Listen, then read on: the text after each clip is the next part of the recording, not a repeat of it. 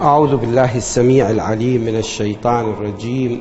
بسم الله الرحمن الرحيم، والحمد لله رب العالمين، وصلى الله على محمد وآله الطيبين الطاهرين. بسم الله الرحمن الرحيم. رب اشرح لي صدري ويسر لي أمري واحلل عقدة من لساني يفقه قولي، بمحمد وآل محمد. اللهم صل على محمد وآل محمد وعجل فرجهم والعن عدوهم. قال الإمام زين العابدين عليه السلام: ما من شيء أحب إلى الله بعد معرفته من عفة بطن وفرج، وما من شيء أحب إلى الله من أن يسأل. There is nothing close to Allah subhanahu wa ta'ala after His knowledge, after knowing Allah subhanahu wa ta'ala, without preventing our stomach and our private parts from committing sin. And nothing is close to Allah subhanahu wa ta'ala better than we ask Him. The right 15, the treatise on the rights.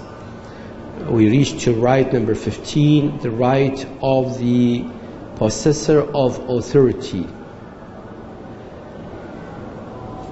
The right of possessor of authority is that you should know that Allah has established you as a trial for Him. That means He is mubtala with you. He is the responsible about you. Whatever you do with Him or whatever He does to you, that He will be responsible and He will be questioned about it. God is testing him through the authority God has given him over you, and you should sincerely provide him with your advice. In reality, we have to be sincere, giving him the advice. Some people, they don't work according to this. When they saw the responsible person, they start to be happy, they start to pretend something which is not in reality, which deceived this person and not telling him the truth. This is really not good at all. We have to be reliable people, we have to be trustee persons when we talk to a responsible person, and we should tell him the reality, we should tell him the truth, what's going on. We should advise him. He is a normal person. Yes, he is in charge. Yes, he is in a leadership, on the top of the leadership, but we have to give him the real thing which he does not see, which nobody is telling him about that. We have to tell him that this is the truth, this is our situation, this is the case. You have to know, maybe nobody is telling you this, and I am telling you, I am one of your people, I am one of the one whom you are going to be questioned about at doomsday. You have to know from me, not from somebody else. So I have to be sincere with him. Otherwise, this leadership, if you are not sincere with him, if you are not giving him the real advice or the truth, he is going to act that everything is okay and he is a just person and everybody is taking his right. No, you shouldn't tell him the lies. You should tell him the truth. And you should not quarrel with him while he has full dominance over you. And be smart enough when you talk to him not to quarrel with him Why? Because he has the authority and he has the power. Maybe with one glance of his eye, the guards will understand that you have to be dead. You have to be smart, you have to be polite, you have to know that he is a responsible person and he is a powerful person. And as I think one of our immaculate imams, when he was with one of the Hukam Bani Abbas at that time, and when they want to get out of the sitting room or the hall, this Hakim, this ruler, asked the immaculate Imam to walk in front of him, while the Imam, he said, no, you should walk in front of me. You are the ruler. You are the ruler. Look how we should treat with him. This is very important, for thereby you cause your own destruction and his too. If you are not polite with him, if you are not respecting him, and if you quarrel with him, definitely he will kill you, or he will put you in jail, or at least he will do something bad for you. As a result, you have hurt yourself from a way or another, and at the same time he will be hurt, because on doomsday he will be what? He will be judged about, or he will be questioned about what he had done with you. And you should be humble and courteous for his gifts to attain his satisfaction with you, and not to reject his gifts. Why not to reject his gifts?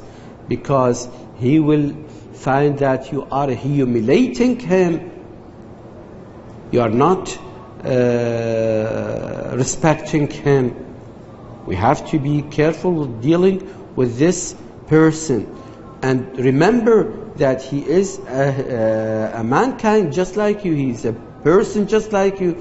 And he has a temper, he has a mood, and he can be what? He can be nervous, just like you. So that he will not harm your religion, and you have to respect his religion, you have to respect his sect, whatever they are. And you should seek God's help in this regard. And really it is not easy. It is not easy to deal with such a person. So you have to ask for the help from Allah subhanahu wa ta'ala to help you out from this meeting with this person. Really, because he is a dangerous person. Do not oppose his power. Do not oppose his power. And do not resist him. Be careful. You are so weak in front of him. Should you do so, you would have disobeyed him and disobeyed yourself. If you disrespect him, if you resist him, in this case, you disrespect yourself. In this case, you are hurting yourself. So you have to be careful exposing yourself to encounter his evil and expose him to destruction by you. Both of them. If you disrespect him, definitely he will what? He will kill you. He will put you in jail, and this is for you. And as a result, he will be committed a sin because of you. We have to be careful with this. Thus you will deserve to be considered to be as his assistant acting against yourself, and as his partner in what he does to you. If he hurts you, for example, at least he put you in a jail, or take your properties, or dismiss you from his country, he is committing a sin, yes, but you are his partner by doing this. You are his partner by doing this, because you help him to do this for you. You encourage him to kill you, you encourage him to put you in jail, you encourage him to punish you. This is because of you, because of misbehavior from your side to him that made him behave like such a way. So you are his partner. Whenever you be kind with him and you advise him with the truth, even look, some people, they said, okay, how I'm going to advise this ruler with this act? If I'm not telling him the truth, I cannot tell him. And you told me to tell him, okay, tell him the truth, but you have to choose your words. You have to have a nice way of speaking to him. You have to show him your respect to him. You have to show him that he is in power. Not to show him, not to humiliate him, not to show him that you are disrespect him and he is powerless and you are so strong. No, this is the wrong way. This is the wrong way. You have to be careful with talking. If somebody is asking, okay, in such a way, does this suitable with Lady Zainab, salamullahi alayha, when she became in Sham with Yazid alayhi la'in Allah, may Allah curse him? This is a different situation from all points of view. Number one, Lady Zainab, she was a lady, a female. Number two, it was in a public. It was in a public. Yes, Yazid, he is the oppressor. May Allah curse him. But he cannot act in front of public. And by the way, in this time, Imam Zaman, Imam Zain al-Abidin was present in this moment.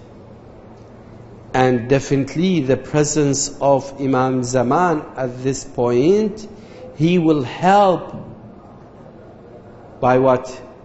By protecting her.